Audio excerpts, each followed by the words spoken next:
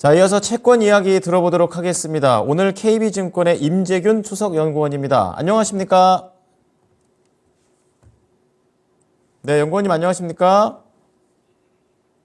네, 다시 한번 좀 연결을 하는 동안 현재 상황 좀 보도록 하겠습니다. 자, 코스피 지수와 코스닥 지수 약간의 변동성이 하락세가 나오고는 있지만 코스닥의 낙폭이 좀 더 깊게 나오고 있는 현재 상황입니다. 코스피 같은 경우에는 외국인의 매도세를 지금 개인이 막고는 있습니다만 약간의 충분히 막아지지 않는 그런 모습들이 나오고 있고요. 오르는 종목보다는 내리는 종목이 훨씬 더 많은 상황입니다. 거의 600개 종목 가깝게가 하락을 하게 되면서 시장에서 추가적인 반등을 노리지는 못하고 있습니다. 자, 오늘 계속해서 우리 연구원님 만나보겠습니다. 안녕하십니까? 네, 안녕하세요. 김일중입니다. 네. 자, 우선 오늘 잡아주실 것이 어제 이제 금통위와 관련된 리뷰를 말씀해 주신다고 하셨는데요. 보니까 금리 동결이 8번째 이루어지니까 동결 자체에 집중이 되기보다는 그 세부적인 뉘앙스라든 것들이 좀 더 궁금해지더라고요. 관련해서 어떻게 분석하셨는지 들어보고 싶습니다. 네, 맞습니다. 사실 이제 이번에 작년 1월 달에 마지막 금리 인상을 하고 나서 이번까지 8차례 1년 정도의 금리 동결 기간을 유지를 하고 있는데요. 이미 시장에서도 만장일치 동결은 예정이 되어 있던 상황입니다. 사실은 그래서 한국은행이 금리를 동결을 하는지 아니면 혹은 인상하는지 인하하는지 이것보다는 이미 동결 쪽으로 시장의 생각과 기대가 쏠렸기 때문에 이런 통화정책의 금리 방향성보다는 그 세부 내용이 더 중요했던 상황이라고 보시면 될 것 같은데, 이번에 가장 눈에 띄는 변화는, 금리 인상의 필요성을 판단하겠다라는 이런 문구가 삭제된 점입니다. 보통 통화정책 방향문이라고 해서요, 금리를 결정을 하면은, 하는데서 왜 금리를 결정을 했는지에 대해서, 그리고 어떻게 앞으로 통화정책을 운용하는지에 대해서 이런 한 페이지가 조금 넘는 이런 내용을 발표를 합니다. 그 내용에서 마지막으로 향후 통화정책 방향에 대해서 여러 가지 상황들, 물가라든가 가계부채, 그리고 주요국들의 중앙은행 통화정책에 따라서 금리 인상의 필요성을 판단하겠다라는 문구가 유치가 됐었는데, 이 문구가 1년 만에 삭제가 된 점이 굉장히 눈에 띈다.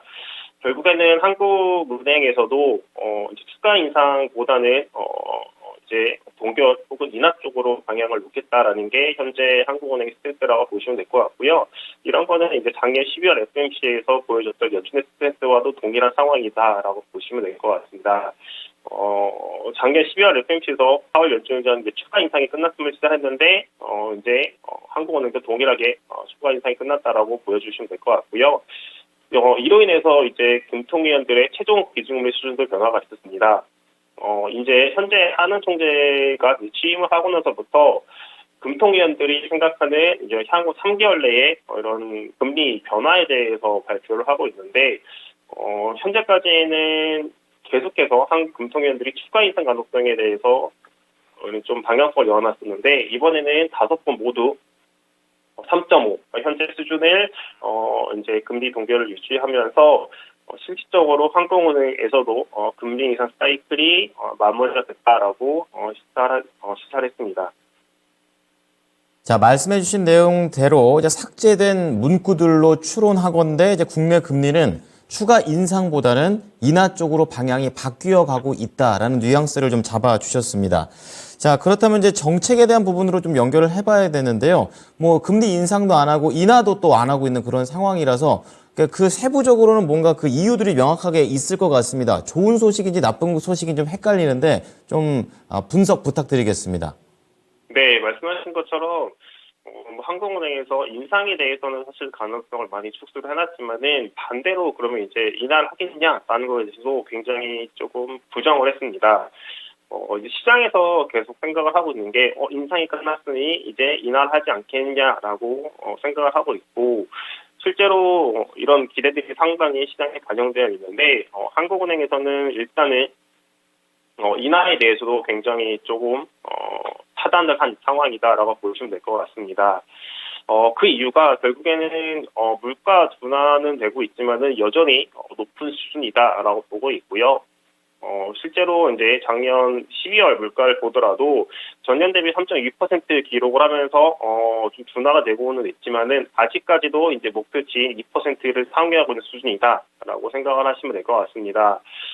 그리고 이제 한은 총재가 계속해서 언급을 하고 있는 점이 사실은 이제 2%대의 물가 상승률을 확인해야지만이 금리를 인하할 수 있다라고 계속해서 밝히고 있는데 저희가 이런 물가 경로를 좀 추정을 해보면은 2%대의 물가는 사실은 상반기 내에 조금 기록하기 쉽지 않은 것 같아요. 물론 이제 물가라는 게 전망치와도 다를 수 있고 예상치 못한 부분 때문에 빠르게 내려갈 수는 있겠지만은 사실 상반기까지 이게 추적으로 내려갈 수 있냐, 2% 기록을 하더라도 이게 추적으로 내려갈 수 있냐라고 보면은 저희는 그건 좀 쉽지 않은 상황이다라고 보고 있고요.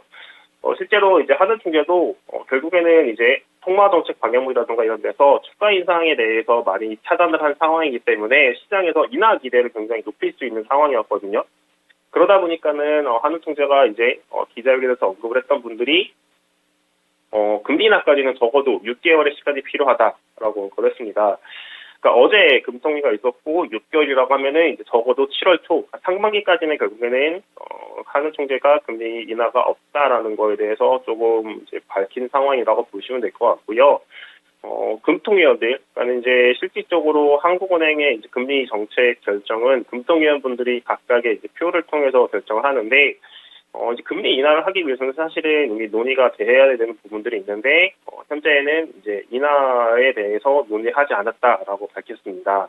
그리고 이제 어제 좀, 특징적인 게, 금융중개 지원 대출이라고, 이제 중소기업들에 대해서 특별 지원책을 밝혔습니다. 결국엔 이제 저금리로, 조금, 대출을 해주면서 지원을 해주겠다라는 건데, 이런 이유에 대해서 좀 한은 총재가 고금리가 유지됨에 따라서 취약 계층이라든가 산업에 대해서 조금 어려움을 겪을 수 있다 보니 그거에 대해서 대응하겠다라는 게 현재 한국은행의 정책이었다라고 보시면 될 것 같습니다.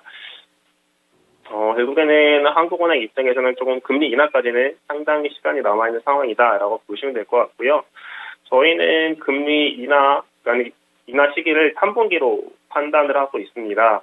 한은 총재가 이제 언급한 거는 2% 물가의 확인인 건데 앞서서 말씀드린 것처럼 2% 물가 상승률 자체가 굉장히 조금 하반기나 돼야지 추적으로 뚜렷하게 좀 확인될 수 있기 때문에 상반기 내에는 금리 인하는 좀 단행되기가 어렵다라고 보고 있고요. 저희는 3분기 시작을 해서 연내 총 2차례의 인하를 예상을 하고 있습니다.